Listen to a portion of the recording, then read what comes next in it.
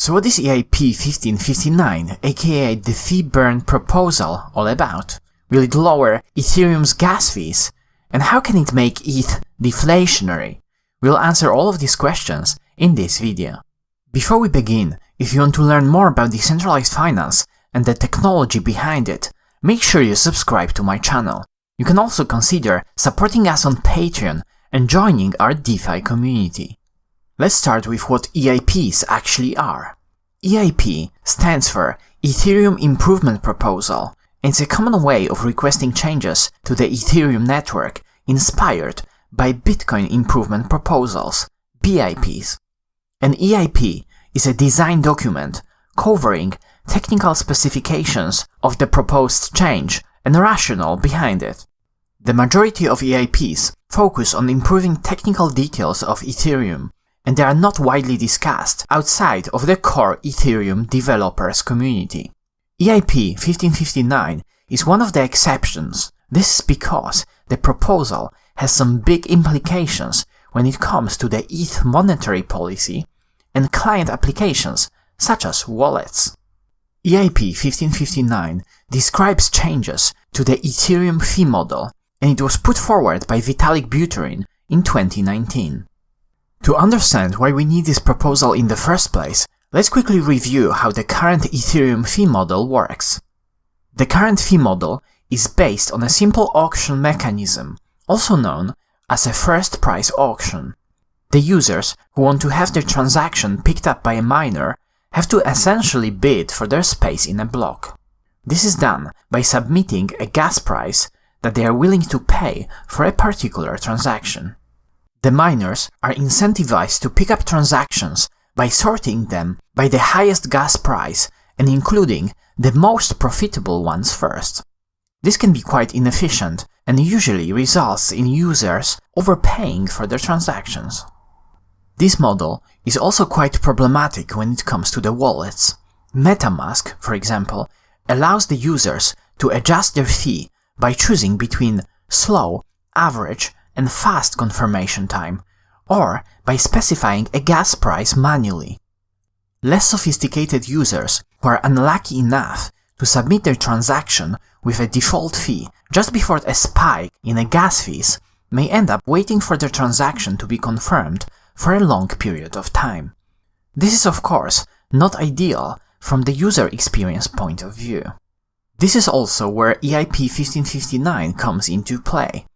The proposal was made to accommodate these problems, and it aims to achieve the following goals: making transaction fees more predictable, reducing delays in transaction confirmation, improving user experience by automating the fee bidding system, creating a positive feedback loop between network activity and the ETH supply. Now, let's see what the proposed change is all about. EIP-1559 introduces a new concept of a base fee. The base fee represents the minimum fee that has to be paid by a transaction to be included in a block. The base fee is set per block, and it can be adjusted up or down depending on how congested the Ethereum network is. The next big part of EIP-1559 is an increase in the network capacity achieved by changing the max gas limit per block from 12.5 million to 25 million gas, basically doubling the block size. With the base fee and increased network capacity, EIP-1559 can build the following logic. When the network is at more than 50% utilization, the base fee is incremented. When the network is at lower than 50% utilization, the base fee is decremented. This basically means that the network aims at achieving equilibrium at 50% capacity by adjusting fees accordingly to the network utilization. EIP-1559 also introduces a miner tip, a separate fee that can be paid directly to the miner to incentivize them to prioritize a transaction. This is very similar to the current mechanism, where the miners can be incentivized by higher gas fees. This feature is really important for transactions that take advantage of quick confirmation, such as arbitrage transactions. Now, let's go through a quick example to see how the EIP-1559 fee model compares to the existing model during a period of high network activity. Before we do that, if you made it this far and you enjoyed the video, hit the like button so this kind of content can reach a wider audience. Let's start with the current fee model. Imagine the minimum gas fee to be included in the previous block was 50 gwei. The network activity seems to remain the same, so users start submitting their transactions with 50 gwei, trying to be included in the next block. At the same time, a new, highly anticipated token is launched, causing users who want to buy it to dramatically increase their bids. Now, to be included in the next block, the minimum required fee is 100 gwei. If the network activity remains high for multiple subsequent blocks, the users who already submitted their transactions with 50 gwei may wait for their confirmations for a very long period of time. In this case, the block size is capped at 12.5 million gas, and the only way to get into a block is to bid higher than the other users. Let's go through the same scenario, this time with EIP-1559 in place. In the previous block, the 50 gwei was the base fee, and the network utilization was at 50%, with most blocks using 12.5 million gas, half of the max gas limit. The spike caused by the release of the new token results in users submitting their transactions with a higher miner tip. Seeing the high demand for the block space and a lot of transactions with high miner tips, the miners produce a block that is at the max cap limit of 25 million gas. This results in more transactions being included in a block, but it also causes the base fee to be increased in the following block, as the current block is 100% full.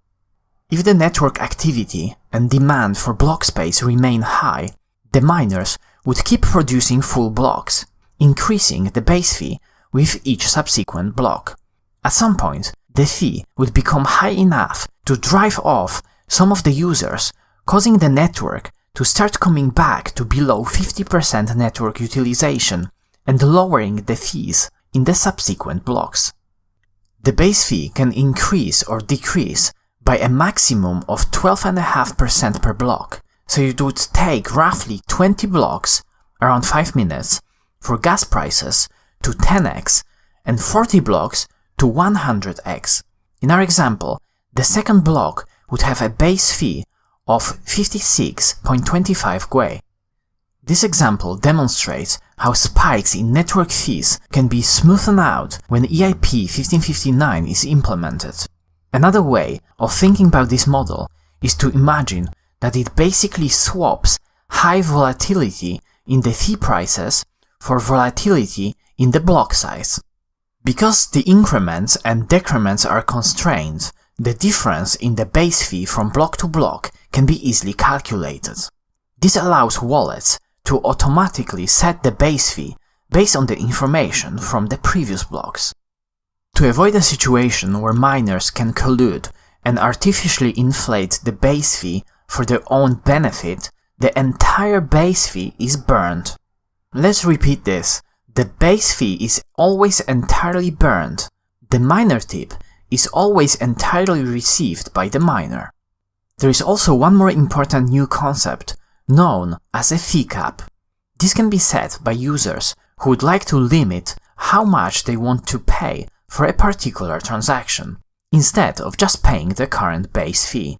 A transaction with a fee cap that is lower than the current base fee would have to wait until the base fee is lower than the max fee set in fee cap to be included in a block. The fee changes are also backward compatible.